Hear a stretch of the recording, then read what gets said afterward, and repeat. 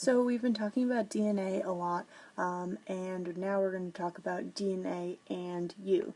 So this may be slightly uncomfortable for you, but we're going to talk about your parents a bit. We know that to make an individual, we need your dad's sperm and your mom's egg, shown there. And each of those cells are brought together and they're bringing their complement of chromosomes. So remember that chromosomes are made of both DNA and protein.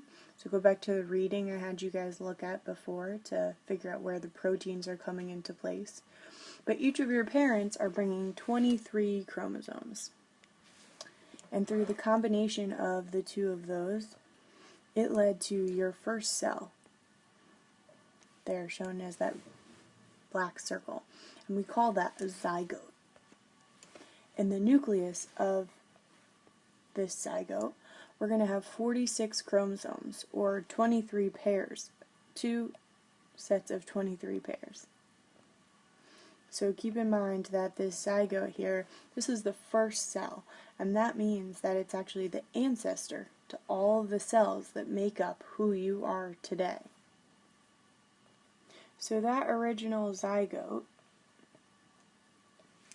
right, that first original cell that's making you up, is going to undergo cell division, which we call mitosis.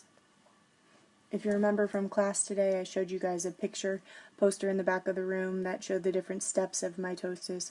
We'll go into more detail about this later on, but just know that that original zygote that we have, it undergoes a bunch of divisions until we end up with a ball of lots and lots of cells. That ball of cells will continue to grow, it'll hollow out, and then just keep in mind that each of these individual cells that we have here, they came from that original zygote. So each cell in this ball, just like the zygote, will have 46 chromosomes, or 23 pairs. So I could write 46 in all of those cells, but I don't need to. I think you can remember that. So eventually each of these cells will specialize, and they can turn into brain cells, skin cells, muscle cells, your liver cells, all of those different things. But keep in the back of your head, this is important to note, that every cell in your body came from this original zygote. And so each of your cells, except for your red blood cells, because when they mature they lose their nucleus, each of those cells in your body has 46 chromosomes. So let's look at you now. Obviously a very accurate drawing of a human being from a biology teacher. But let's say that I pick off a cell from your brain. We call those neurons. And then I pick a cell from a muscle cell that we find there in your calf. And then if I were to dig into the cell and get to the nucleus, shown there with that big black dot, right, and I get to the genetic material, I would find that I have 46 chromosomes in the nuclei, in both the neuron and the muscle. And the chromosomes themselves can do something where you take pictures of the chromosomes and then you can arrange them by size.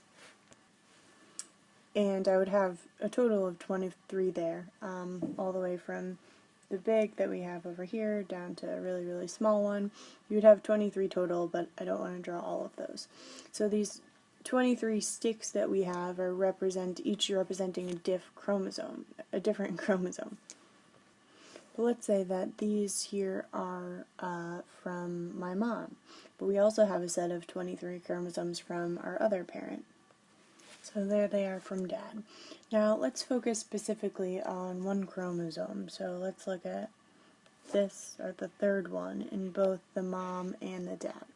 So this here is chromosome number 3, and we could find chromosome number 3 in both a neuron cell and a muscle cell, both of those cells. And what's cool is that despite the fact that each chromosome is containing a gene, and if you remember from the central dogma, that DNA will be changed into, we'll make RNA from it. From the RNA we use that to make proteins. And so from that we know that every single one of the chromosomes that we have, the 23 in the mom and the 23 in the dad, each one of those has the potential to make proteins. But that means that every single neuron also has the potential to be a muscle cell. So all of the information stored in DNA is information that's going to be used for the neuron, the liver, the muscle cell, etc.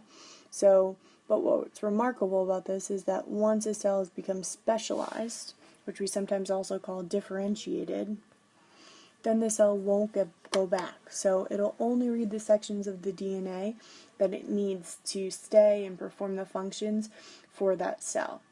So any cell that's going to develop from a muscle cell is going to remain a muscle cell, and it'll never become a neuron. But still, that means that it has all the information to make an entirely new you. So we'll talk more about cloning later on, but just keep in mind that it's pretty cool how complex an organism actually is, and it's more complex than you ever can really imagine. So each of those cells will have a full genetic copy of material from mom and dad, a total of 46 chromosomes. But of that, you're only using a really small section of DNA once those cells are specialized or differentiated. Okay, that's all I have for you today. Email me with any questions you have.